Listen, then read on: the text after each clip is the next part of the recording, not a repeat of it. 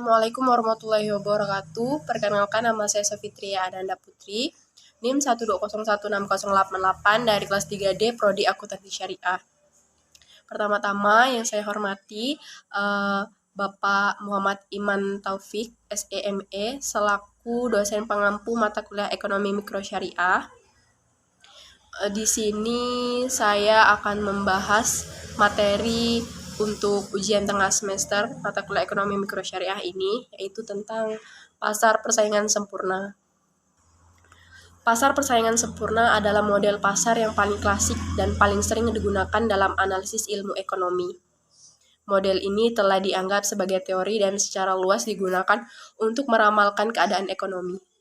Model ini telah mulai dibahas sejak era Adam Smith dalam bukunya Wealth of Nations, Edward dalam bukunya Mathematical Physics tahun 1881 merupakan orang pertama yang mencoba menentukan definisi persaingan sempurna secara sistematis dan jelas.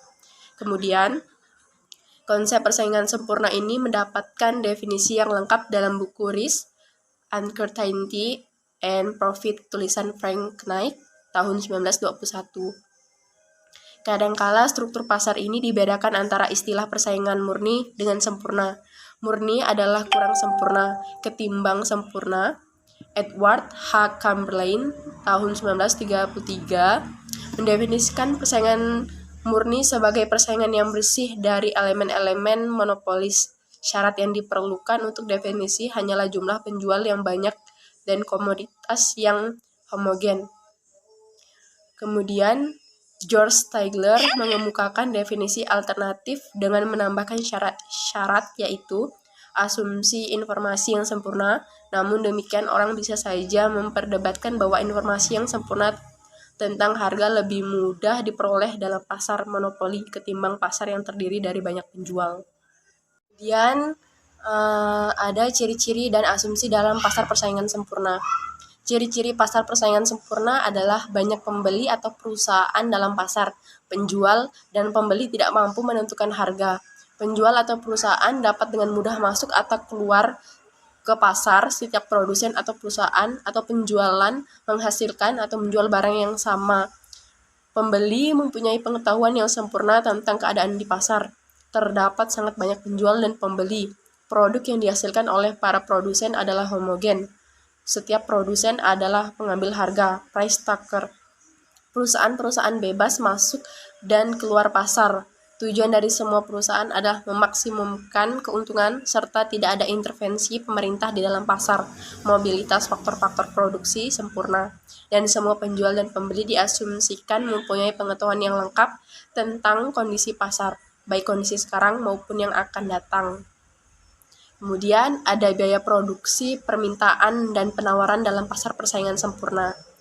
Pada pasar ini, kekuatan permintaan dan kekuatan penawaran dapat bergerak secara luasa. Harga yang terbentuk benar-benar mencerminkan keinginan produsen dan konsumen.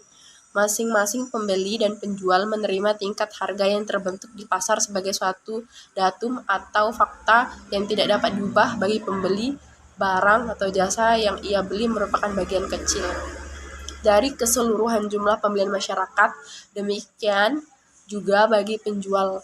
Permintaan total revenue perusahaan sama dengan jumlah output dikali harga jual, karena ketidakmampuan penjual dan pembeli dalam mempengaruhi harga, price taker.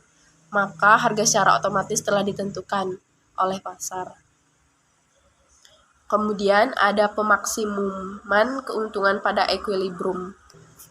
Suatu perusahaan dalam kondisi equilibrium ketika ia mencapai keuntungan maksimum. Keuntungan adalah perbedaan atau selisih antara total cost dan total revenue. Dengan demikian dapat dituliskan sebagai berikut, yaitu keuntungan sama dengan total revenue dikurang total cost. Maksimisasi keuntungan atau profit dapat dijelaskan juga menggunakan kriteria marginal revenue sama dengan marginal cost, atau marginal revenue sama dengan marginal cost. Karena marginal revenue untuk perusahaan pada pasar persaingan sempurna adalah P, maka output optimal dihasilkan jika P sama dengan MC. Perusahaan-perusahaan yang berada pada pasar persaingan sempurna untuk memaksimumkan keuntungannya, mereka akan bekerja dengan melakukan peningkatan volume penjualan sebesar-besarnya. Dan yang terakhir, ada kelebihan dan keuntungan pasar persaingan sempurna. Pada struktur pasar persaingan sempurna, dalam jangka panjang perusahaan akan mendapat untung normal, yaitu normal profit. Keuntungan normal ini akan dicapai apabila biaya produksi adalah yang paling minimum. Dengan demikian, dalam jangka panjang efisiensi produktif selalu dicapai oleh perusahaan dalam persaingan sempurna. Selain itu, dalam persaingan sempurna, harga sama dengan hasil penjualan marginal.